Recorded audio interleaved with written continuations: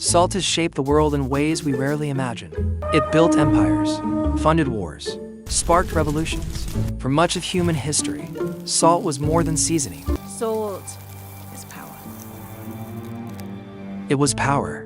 In ancient China, it was taxed heavily. In Rome, soldiers were paid in salt, the origin of the word salary. Trade routes crossed deserts and oceans to move salt from where it was abundant to where it was rare. Salt linked civilizations, and sometimes divided them. In medieval Africa, salt was traded for gold, ounce for ounce. And during colonial times, salt taxes triggered rebellion, including the famous Salt March led by Mahatma Gandhi. Salt has also been deeply symbolic, used in blessings, rituals, and sacred offerings across cultures. To spill salt was once considered a bad omen. To share it, a sign of peace. Salt was life. Salt was sacred. For thousands of years, humans have harvested salt from the sea. The method is simple, ancient, and beautiful. Seawater is channeled into shallow ponds and left to evaporate under the sun. What remains are delicate white crystals. In places like Vietnam, France, India, and Bali, salt farmers still do this by hand. They rake the salt, pile it high, bag it in burlap sacks. The tools are wooden. The work is physical, the rhythm timeless. No machines, no chemicals, just wind, sun, and patience. Some varieties are prized worldwide. Fleur de sel from France, known for its delicate flakes and oceanic taste. Others are coarse, unrefined, rich in minerals, unique to the region. Sea salt is not just a product, it's a landscape, a livelihood, a culture. And in every crystal, there's a trace of the tide, the sun, and the human hand. Not all salt comes from the sea. Some of it lies buried, ancient oceans trapped underground, now solid rock.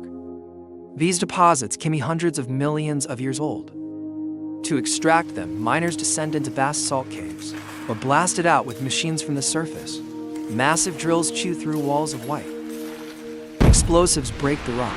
Loaders scoop it into trucks. In places like Pakistan's Kura mine or Poland's Velichka salt mine, entire underground cities have been carved from salt.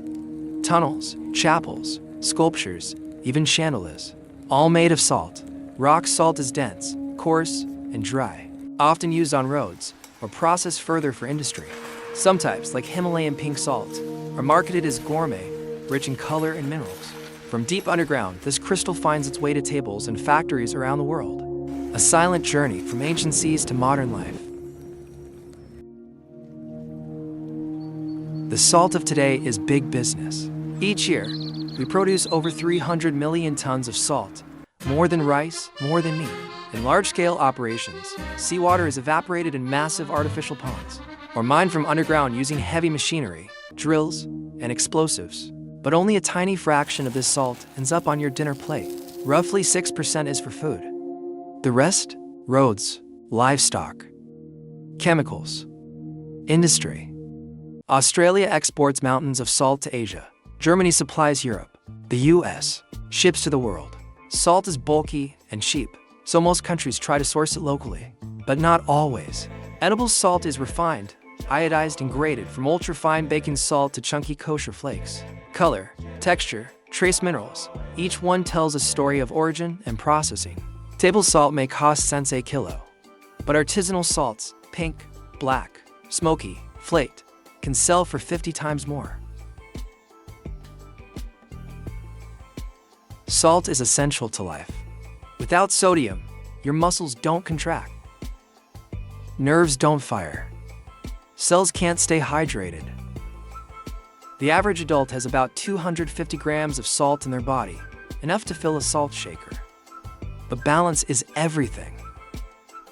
Too much salt is linked to high blood pressure, heart disease, and stroke, especially in processed foods. In hot climates or during intense exercise, we need more salt to replace what's lost through sweat. Athletes often consume salt strategically to maintain energy and performance. Most health guidelines suggest under 5 grams per day. That's less than a teaspoon, but few people stick to it. Some populations thrive on high salt diets. Others don't. Genetics, lifestyle, and culture all play a role. Salt in the body is a matter of chemistry and context. Salt is the only rock we eat. And in kitchens around the world, it becomes magic. Salt cures. Salt transforms. From kimchi to bacon, fish sauce to feta, it brings out flavor, creates texture, and carries tradition. Each salt has its own character. Fleur de sel, delicate, floral, hand-harvested in France. Himalayan pink, mineral-rich, carved from ancient rock. Smoked salt, intense, earthy, crafted with fire and patience. Chefs treat salt like a signature. Too little, and flavors are flat. Too much, and they're ruined. The perfect pinch, that's the art. Today, consumers are rediscovering salt, not just as seasoning, but as story. Where it comes from, how it's made, what it says about us. Salt begins in oceans, mines, and sunlit fields. But it ends here in taste, in culture, in memory. A humble crystal,